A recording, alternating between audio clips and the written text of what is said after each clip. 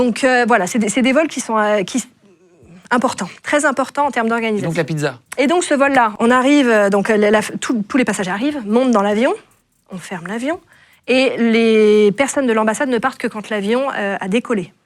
Même s'il part de la piste, enfin du parking, ils attendent le décollage de l'avion. Donc là, gros stress, machin. Donc c'est 3-4 heures de travail en amont.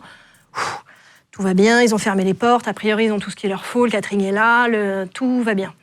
Le catering, c'est la nourriture qu'on a à bord, qu'on charge, qui coûte des milliers d'euros. Quand c'est des vols comme ça coûte extrêmement cher. Juste pour un trajet de quelques heures. Juste pour un trajet de quelques heures. Ils partaient à Doha, si ma mémoire est bonne. Bref, donc ils fuel, machin.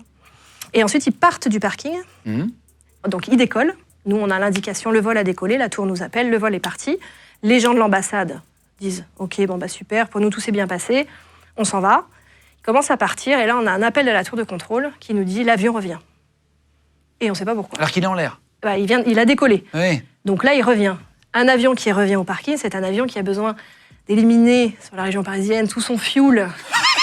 Oui, parce qu'un avion ne peut pas atterrir avec son fuel à bord. Alors ça, tout le monde ne le sait pas. Voilà. Moi, j'ai appris avec Sophie, la pilote d'A380 dont on parlait tout à l'heure, Oui. c'est que l'avion est tellement lourd au décollage que si jamais il se reposait, il s'écraserait sur son train d'atterrissage. Exactement. Donc en fait, il peut décoller, Oui. il peut rouler et décoller, mais il ne peut pas se reposer.